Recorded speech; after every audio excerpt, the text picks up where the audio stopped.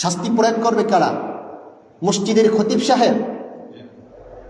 আওয়াজ করে বলেন, মসজিদের খতিব সাহেব, ইমাম সাহেব, এলাকার সাধারণ কোনো জনগণ না। এগুলা বাস্তবায়ন করবে, শাস্তি প্রয়োগ করবে যারা ক্ষমতার মস্তদে বসেছেন, যারা বিচার কার্য সম্পাদনের চেয়ারে বসেছেন, তাদের দায়িত্ব হলো এই কাজ। আর মসজিদে ইমাম খতিব এদের দায়িত্ব হলো শরীয়তের শিয়ারে ইসলাম, শরীয়তের বিধানগুলাকে বলে দেওয়া। তো শরীয়ত কর্তৃক নির্ধারিত শাস্তি প্রয়োগের ব্যাপারে আল্লাহ তাআলা সতর্কবাণী দিয়েছেন।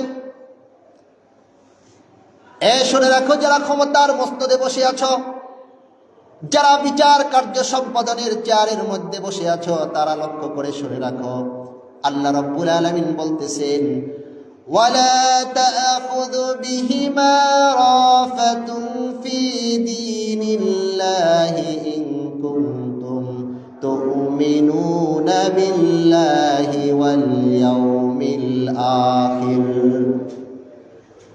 রব্বুল আলামিন বলেন, এই ক্ষমতাওয়ালারা শুনে রাখো, হ্যাঁ বিচারকরা তোমরা শুনে রাখো, তোমরা যদি আখিরাত এবং আল্লাহর উপরে বিশ্বাস স্থাপন করো, তাহলে তোমাদেরকে যেন এই জিনাকারী নারী পুরুষ উভয়ের করুণাবোধ যেন তোমাদেরকে আকৃষ্ট করে না ফেলে।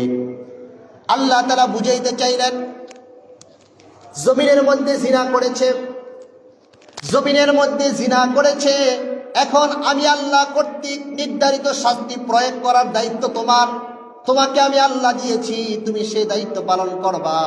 এখানে ওই জিনাকারীদের থেকে কিছু টাকা পয়সা, কিছু অর্থ করে পাওয়ার লোভে তাদেরকে গোপনে ক্ষমা করে দিতে পারবা না। যদি তাদেরকে গোপনে ক্ষমা করে দাও, তাহলে আমি আল্লাহ তাআলার আদালতে, হাসরে, ময়দানে মাহশারে তোমরা আমি আল্লাহর সামনে থেকে জবাবদিহিতা বিদিত এক পা সামনে কদম বাড়াইতে পারবা না। আমি আল্লাহর আদালতে ধরা খেয়ে যাইবা। আর হাসরের ময়দান কিন্তু নানার বাড়ি নয়, হাসরের ময়দান কিন্তু মামার বাড়ি নয়, হাসরের ময়দান কিন্তু শ্বশুর বাড়ি নয় যে আদর আপ্যায়ন করা হবে। হাসরের ময়দান হলো এমন কঠিন মুহূর্ত, যেই সময় মাথার অর্ধ হাত উপরে সূর্য থাকবে, সূর্যের প্রচন্ড তাপে মাথার মগজগুলো পাতের মারের মতো টকবক করতে থাকবে। সূর্যের তাপে শরীর থেকে গাম ঝরতে থাকবে, গাম ঝরতে ঝরতে অনেকের পা পর্যন্ত গাম হয়ে যাবে, অনেকের বুক পর্যন্ত গাম হয়ে যাবে, অনেকের থুতনি পর্যন্ত গাম জমে যাবে। ওই মুহূর্তটা এমন কঠিন মুহূর্ত হবে, দুনিয়ার সেই উষাকাল থেকে শুরু করে সাইয়েদনা ঈসা আলাইহিস সালাতু ওয়াস সালাম পর্যন্ত যত আম্বিয়ায়ে কেরাম দুনিয়ার জমিনের মধ্যে এসেছেন, সমস্ত আম্বিয়ায়ে কেরাম তারা নিজেরা নফসি নফসি বলে আফসোস করবে, আতঙ্কে থাকবে।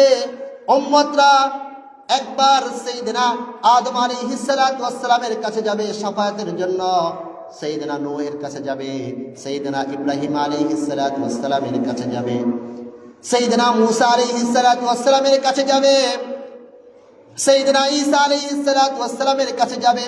তারা বলবে, লাস্তুলাহা, আমরা এই কাজের যোগ্য আজকে নয়, আমরা তো নিজেদের ব্যাপারেই খুব টেনশনে আছি, খুব আতঙ্কে আছি, নাফসি নাফসি।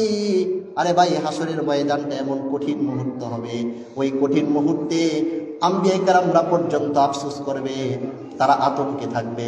আর আমি আপনি আর কোন সলিমুল্লাহ কলিমুল্লাহ, আমার আপনার অবস্থা তো এমন শোচনীয় অবস্থা হবে, এমন কঠিন অবস্থা হবে যেটা বলে শেষ করা যাবে না। সেদিন রব্বুল আলামিনের ছাউনি ছাড়া, আরশের ছাউনি ছাড়া ভিন্ন কোনো ছাউনি থাকবে না। সেই কঠিন মুহূর্তে এই দুনিয়ার সামান্য তুচ্ছ জিনিস খাওয়ার ফলে সেদিন আমি আপনি ধরা পড়ে যাব। একজন জিনাকারকে ক্ষমা করলে সর্বোচ্চ নয় তো 1 লাখ 2 লাখ টাকাই দিবে, নচেত আমাকে একটা বাড়ি করে দিবে, 1 কোটি টাকার একটা চেক দিবে। একজন জিনাকারকে ক্ষমা করার ফলে কিন্তু হাসরের ময়দানে যে আমাকে 1 মুহূর্তের শাস্তি দেওয়া হবে, সে 1 মুহূর্তের শাস্তি আমার আপনার শরীর সহ্য করতে পারবে না। এই পৃথিবী তো কিছুই নয়, রঙিন পৃথিবী একদিন শেষ হয়ে যাবে। রঙিন এই পৃথিবী ছাড়িতে হইবে, স্বাদের এই দেহ মাটিতে খাইবে, শূন্য হবে জিন্দেগানি, কার লাগিয়া এত মায়া এত চোখের পানি রে মন, কার লাগিয়া এত মায়া এত চোখের পানি।